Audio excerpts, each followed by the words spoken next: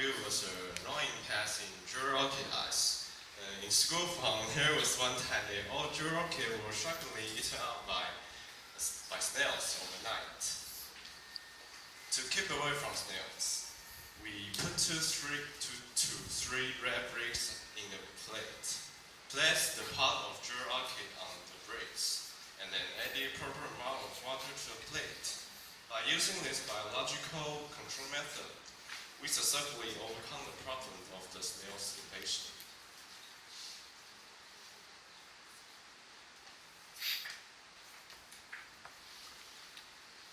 Spidermite. This pest is common to be found among plants, especially when the environment with poor ventilation in this red color and as tiny as a flea. With a life cycle lasting for only 1 week, spider mites tend to be hide behind the leaves of the plant, which makes it difficult to eliminate them when spraying pesticides onto the plant. Due to this, we came out with an alternative way by making use of an acne vacuum, hoping to suck out the pest. However, because it was winter time, then we conducted the experiment. We didn't discover any existence of spider mite.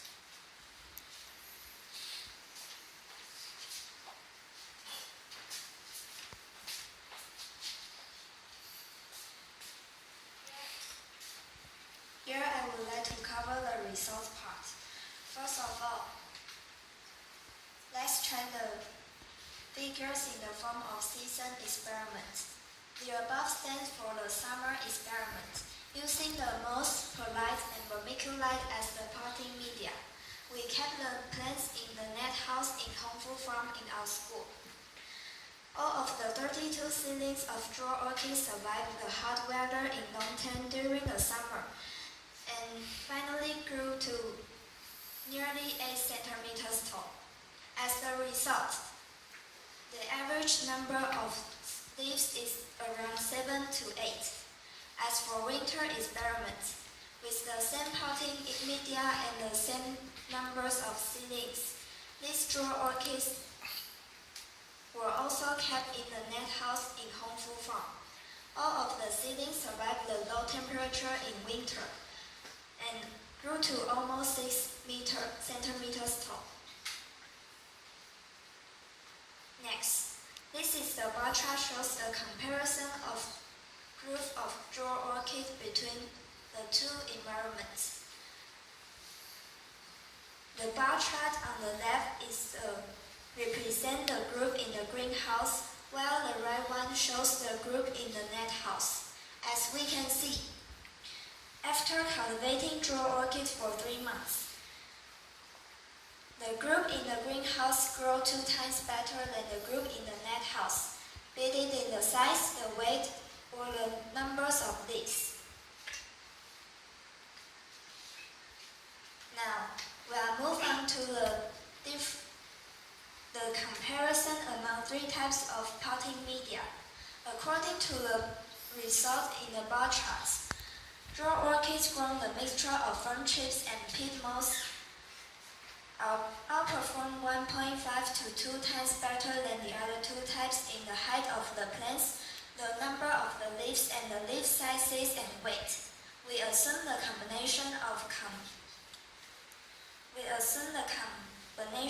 fern chips and peat moss works wonder in ventilation and plant drainage to the root of draw orchids.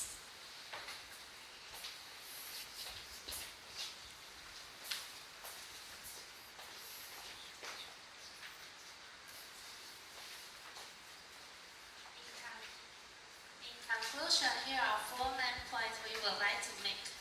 First, since draw orchid has survived in the heat and chill of the northern area summer and winter respectively, they should be able to thrive in a natural environment here.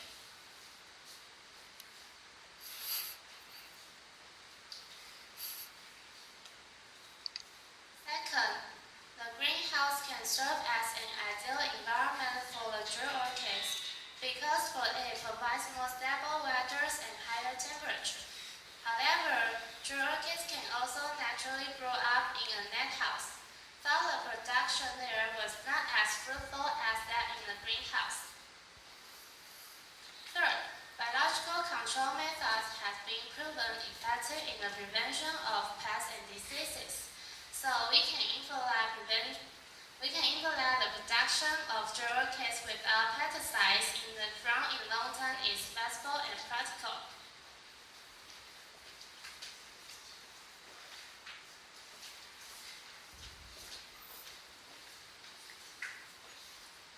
As the results of this study showed, this precious herb, the jewel orchid, is able to get used to the weather in long time.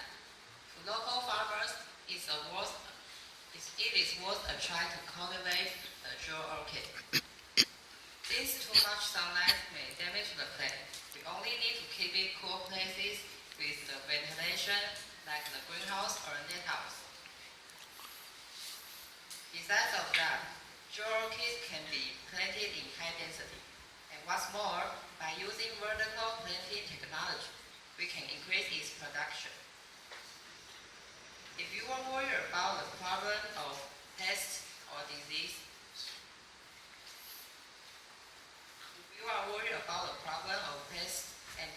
caused by high-density planting, biological control methods adopted in this study are highly recommended. Thus, we only water the plant once a week on average. All in all, planting jewel orchid is not only cost-saving but also labor-saving, and it is a wonderful choice to promote quality